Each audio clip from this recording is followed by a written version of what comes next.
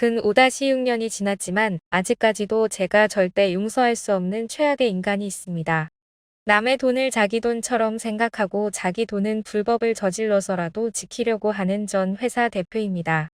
5-6년이 지났는데 어떻게 이 모든 것을 상세하게 기억하는지 놀라시겠지만 저는 그 당시 변호사 상담까지 받기 위해 상황을 주기적으로 정리해 뒀습니다.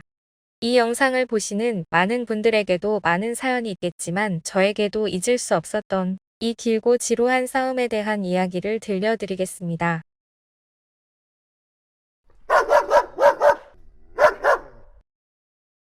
10월 28일 아침 여느 날과 다를 바 없던 아침 대표로부터 모든 직원들에게 메일이 한 통 도착했습니다.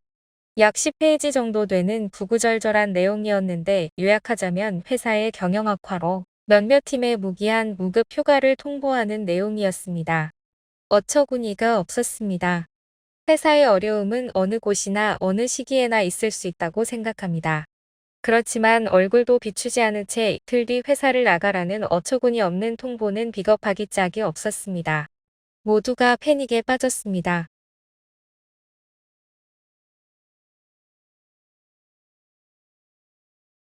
10월 31일 대표와 부사장에게 대안을 요청하는 메일을 송부했습니다.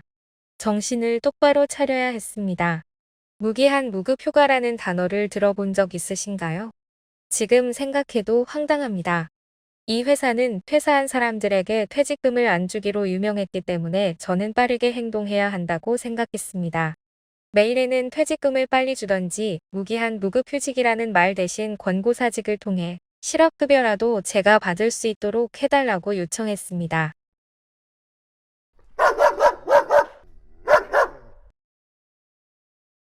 며칠 후 부사장이 제시한 방문 첫 번째, 회사의 경영 악화로 인한 권고사직 처리 불가하다. 왜? 권고사직을 했다는 기록이 회사에 남았을 때는 사측에 불리한 여러 가지 것들이 많이 생기기 때문에 즉 이는 실업급여를 주는 것이 불가하다는 소리입니다. 두 번째, 퇴직금을 3개월 후 일괄 지급하겠다. 이 소리는 그냥 안 주겠다는 소리입니다. 이전 퇴사자들에게 그랬던 것처럼요. 세 번째, 퇴직금 3개월분을 분할 지급하겠다. 지금 생각하면 이 선택지 안에서 제가 놀아놨던 것부터가 분하네요. 그 당시에는 뭐라도 회사 측에서 답을 얻어내야겠다는 근시안적인 생각에 퇴직금 분할 지급을 동의하는 메일을 보냈습니다. 회사 측에서는 사직서를 제출하면 그리 해주겠다고 했고 저는 여기서 개인 사유로 인한 퇴사로 작성한 후 사직서를 제출하며 균등 지급에 대한 확인서를 요청했습니다. 그냥 하루라도 빨리 이 상황에서 벗어나고 에너지를 쏟기 싫었습니다. 근데 역시나는 역시나였습니다. 균등 지급에 대한 확인서는커녕 사직서에 대한 처리부터 늦어지기 시작했습니다. 저와 다르게 다른 팀원들은 당장 다음 생활에 대한 불안감으로 급하게 이직을 했습니다. 이들은 사직서 처리가 되어야 다음 회사 입사가 되는 상황이었습니다. 그리하여 사직서 수리에 대한 것부터 재촉하기 시작했습니다.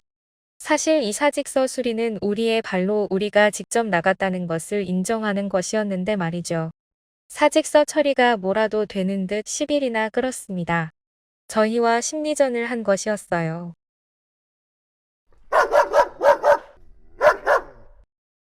그렇게 사직서 처리를 해준 뒤 유선상으로 퇴직금 균등 지급은 불가하다는 통보를 받았습니다. 지금 다시 생각해도 여기 나머지 동료들은 일단 그 대표와 싸울 기운도 없었고 다들 다음 행보를 먼저 찾기 시작했습니다. 그렇지만 저는 이런 일을 당하고 아무 일도 없었다는 듯 바로 일을 구할 에너지가 나지 않았습니다. 그래서 많은 이들 중 저 혼자 복수에 대한 칼날을 갈기 시작했습니다. 저는 고용노동부에 임금체불 신청서를 신청했습니다. 지금부터 그 지리멸렬한 싸움의 시작입니다.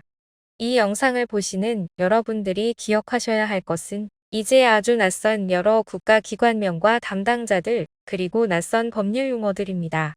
지금 생각해보면 정말 무슨 정신으로 제가 이것들을 찾아 쫓아다녔는지 모르겠습니다. 그냥 그때는 분노와 상처 그리고 한편에는 두려움도 있었던 것 같습니다. 두려움이라는 말에 갸우뚱하시겠지만 저는 그때 너무 어린 사회 초년생이었고 뭔가 어른으로 느껴지기만 하던 대표와 이런 싸움을 시작했다는 것이 한편으로는 두렵기도 했습니다. 외출을 하고 늦게 들어가는 날이면 우리 집 앞에 누군가 찾아와 있을 것만 같고 회사에 충성했던 지난 시간에 대한 회의감 등 지금은 기억조차 잘 나지 않는 다채로운 우울함에 시달렸던 것 같습니다. 세상에는 좋은 사람들도 많고 정말 나쁜 사람들도 많습니다. 그 당시에는 정말 초단위로 기분이 오락가락했습니다. 이 영상을 만들기 위해 당시의 메일과 자료들을 찾아보는데 그때는 보이지 않던 제 곁을 함께 해준 좋은 사람들이 많았다는 사실도 지금 다시 한번 깨닫게 됐네요. 사실 이런 일은 안 겪어야 가장 좋지만 그래도 저와 같은 상황에 처한 분들에게 도움을 드릴 수도 있다는 생각을 하니 조금은 그때의 저에게 위로가 되기도 하네요. 다음 영상에서는 신고 과정과 소액재단금을 통해 퇴직금을 받게 된 이야기를 마저 들려드리겠습니다. 이번 영상이 도움이 되셨다면 좋아요, 구독 부탁드리며 우리 존재 파이팅입니다.